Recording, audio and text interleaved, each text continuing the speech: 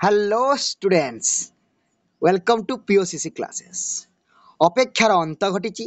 CHSE board ତରଫରୁ +2 second year board ଏକ୍ଜାମର date announcement ହୋଇସାରିଛି।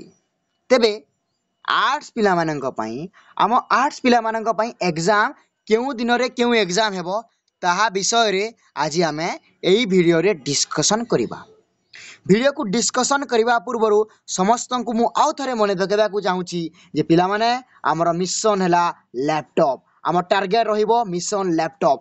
ଆମେ କେମିତି ଏକ୍ଜାମ ଭଲ କରିବା ଏବଂ କେମିତି ଭାବରେ ଲ୍ୟାପଟପ୍ ପାଇବା ତାହା ଆମ ଟାର୍ଗେଟ ରହିବ।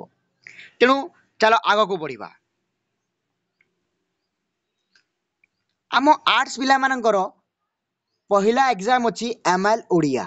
ML ଓଡ଼ିଆ ତାଙ୍କର ଫାଷ୍ଟ ଏକ୍ଜାମ, ଯାହା 17 ତାରିଖ 2 ମାସ 2024ରୁ ଆରମ୍ଭ ହେବ।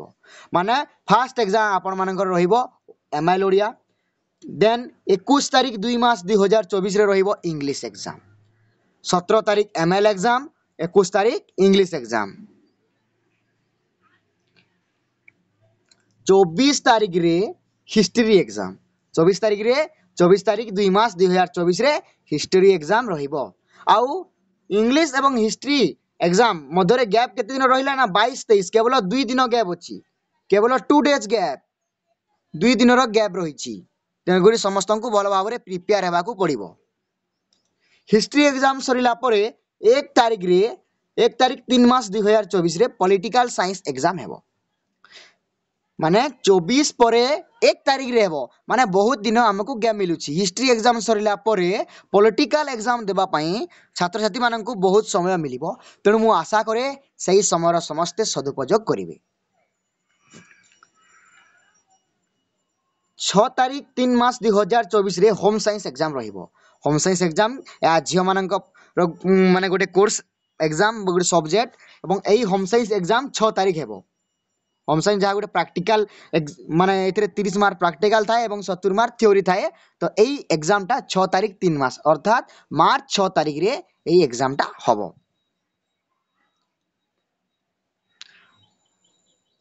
9 तारीख रे ऑप्शनल, 9 मार्च 9 रे ऑप्शनल एग्जाम हेबो। ऑप्शनल माने कोन ना ओडिया ऑप्शनल हे पारे, हिंदी ऑप्शनल हे पारे, इंग्लिश ऑप्शनल हे पारे और संस्कृत ऑप्शनल मध्ये हे पारे।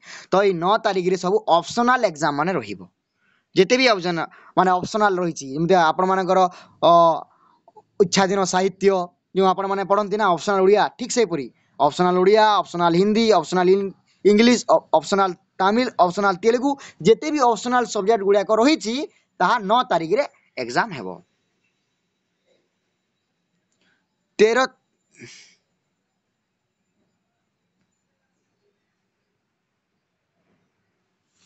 मार्च 13 रे इनफॉरमेशन टेक्नोलॉजी एग्जाम हेबो, जाको आमे कहूँ आईटी एग्जाम। आईटी एग्जाम केते तारिख हेबो ना मार्च 13 रे आईटी एग्जाम हेबो। आ मार्च 14 परे माने मार्च 14 रे कोन हेबो ना इकोनॉमिक्स एग्जाम हेबो। तो जो छात्र छात्री माने आईटी एवं इकोनॉमिक्स रखिजंती से मानकु टाइम मैनेजमेंट भल भाबरे करबा को पड़िबो, कारण से मानकर एग्जाम लगातार अछि, गोटे दिनर भी गैप नाही। तेने करी जो छात्र छात्री माने आईटी एवं इकोनॉमिक्स रखिज टिके सावधान एवं सतर्क रे पाठ पढ़ा करंतु। 16 तारीख रे मार्च 16 रे एजुकेशन एग्जाम हेबो। मार्च 16 रे एजुकेशन एग्जाम हेबो। आउ मार्च 20 रे हमर लॉजिक एग्जाम हेबो। मार्च 20 रे कोन एग्जाम हेबो ना लॉजिक एग्जाम हेबो।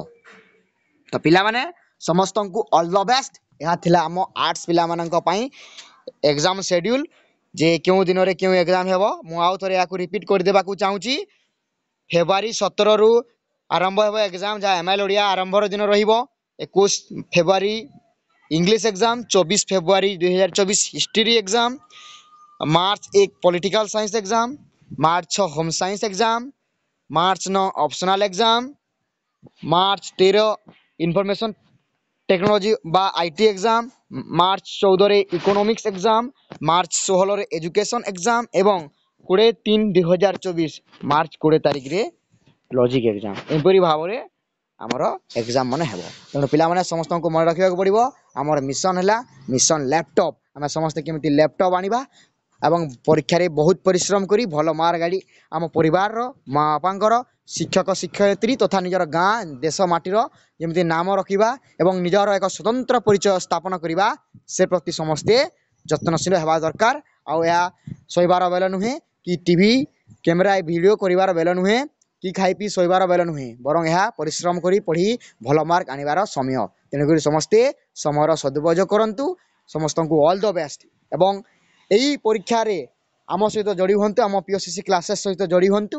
ଆମେମାନେ ଆପଣଙ୍କୁ ସିଲେକ୍ଟିଭ୍ ଦେବୁ ଏବଂ ଏକ୍ଜାମ୍ରେ କିଭଳି ଭାବରେ ପ୍ରିପାରେସନ୍ କରିବେ ତାହାର ଷ୍ଟ୍ରାଟେଜି ତାହାର ମାଷ୍ଟର ପ୍ଲାନ୍ ଆମେ ଆପଣମାନଙ୍କୁ ବତାଇବୁ। ତେଣୁକରି ସମସ୍ତେ ଆମ ସହିତ ଯୋଡ଼ି ରୁହନ୍ତୁ। ଧନ୍ୟବାଦ।